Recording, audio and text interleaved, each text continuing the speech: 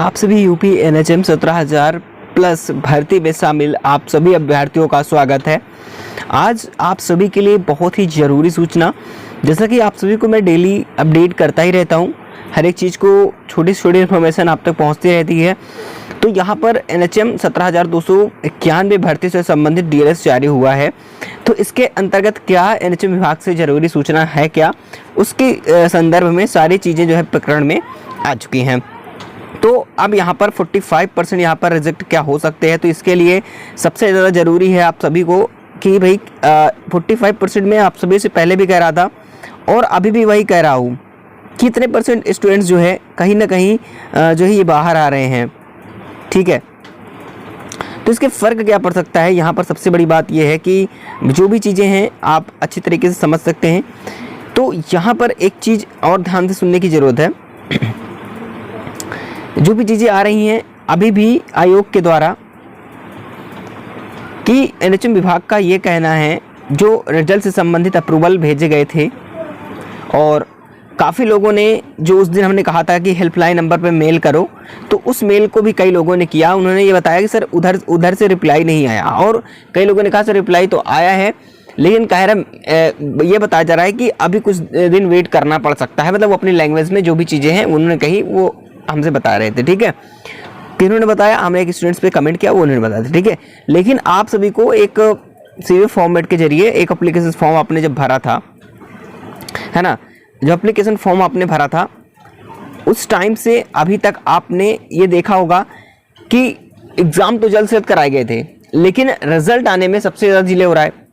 ठीक है, तो इस फॉर्मेट को लेकर के एक डॉक्यूमेंट वेरिफिकेशन होगा। ठीक है, अभी मैं आपको उल्टा प्रोसेस में बता दिया, ताकि आपको पहले मुझे कट ऑफ बतानी चाहिए थी जो प्रक्रिया को लेकर के जो मामला है।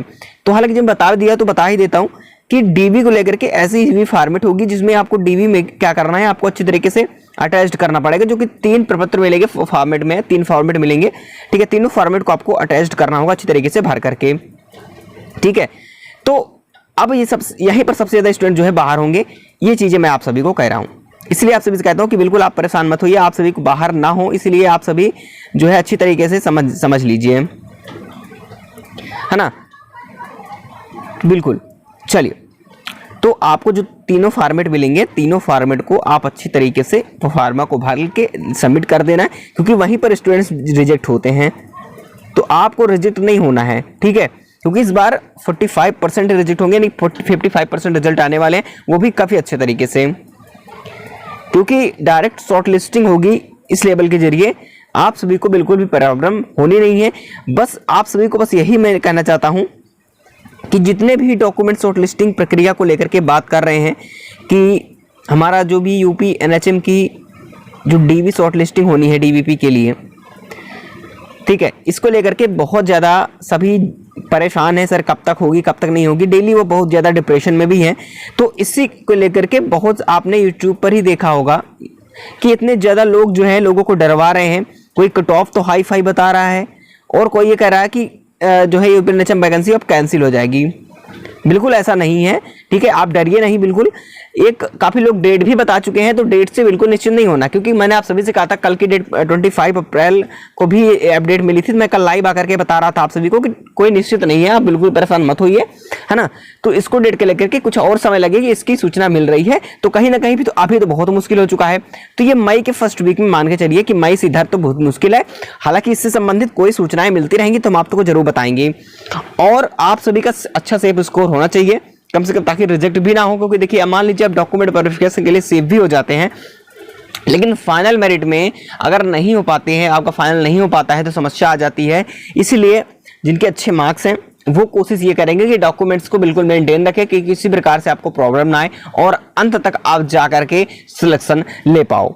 ठीक है, तो इसके लिए मैं एक एवरेज स्कोर आप सभी को बता रहा था, पहले से ही बताता चला आ रहा हूँ, और आपने कट ऑफ देखी भी होगी।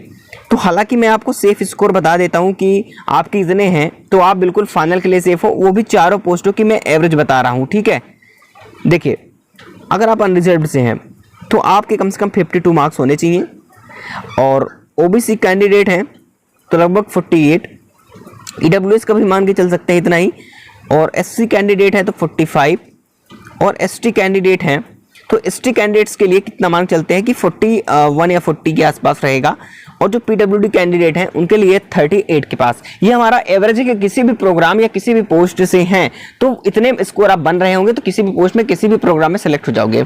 अब बाकी आप ये सोचेंगे प्रोग्राम वाइज और पोस्ट वाइज कट ऑफ की मैं बात करूं तो वहां पर बहुत ही किसी प्रोग्राम में किसी पोस्टों पर तो काफी कम जा रही है। यूआर की 40 जाएगी, फार्मासिस्ट में 52 जा रही है यूआर कैटेगरी की, और जो स्टाफ नर्स उसमें 40 ही जा रही है यूआर कैटेगरी की। तो ये सब नहीं कहा जाता कि, क्योंकि देखिए अलग अलग वीडियो नहीं देखी हमारी प्रोग्राम वाइज जो हमने पोस्ट वाइज बता रखा है, वो वीडियो जरूर देख लेना ताकि आपको सही चीजें क्लियर हो जाए। लेकिन हमारी बस यही बात ध्यान रखना, आप सभी को बस यही रिक्वेस्ट करूंगा कि आप सभी को अच्छी तरीके से डॉक्यूमेंट्स को रीड करके अच्छी तरीके से लिस्ट को रीड कर लीजिएगा। वो वीडियो डॉक्यूमेंट से संबंधित नहीं देखिए तो उसको भी देख लेना, ताकि सारी प्रक्रिया आपको अंत में बिल्कुल सही हो पाए, ठीक है, आप बाहर ना हो पाओ, है ना। भाई आपके मार्क्स कम है तो 15 मिनट में बाहर हो ही जाओगे, कितना भी अच्छे आपके डॉक्यूमेंट वेरिफिकेशन हुआ हो, लेकिन डॉक्यूमेंट वेरिफिकेशन आप अपने तरीके से मेंटेन करिएगा, ठीक है, ताकि आगे तक आपका अच्छा मार्क्स भी होगा तो सिलेक्शन फाइनल मेरिट में हो जाएगा। तो बिल्कुल साथियों इस पता चल चुका होगा कि आपको बिल्कुल अफवाह से दूर रहना है, और बस यही रिक्वेस्ट की गई है, यही चीज मिल रही कि नेक्स्ट वीक तक आप सभी की पूरी संभावना है रिजल्ट आने की, ठीक है साथियों। चलिए जो भी सूचनाएं मिलेंगी आपको मैं आगे बताता रहूंगा। बस चैनल पे नए होंगे तो चैनल को सब्सक्राइब जरूर कर लीजिए।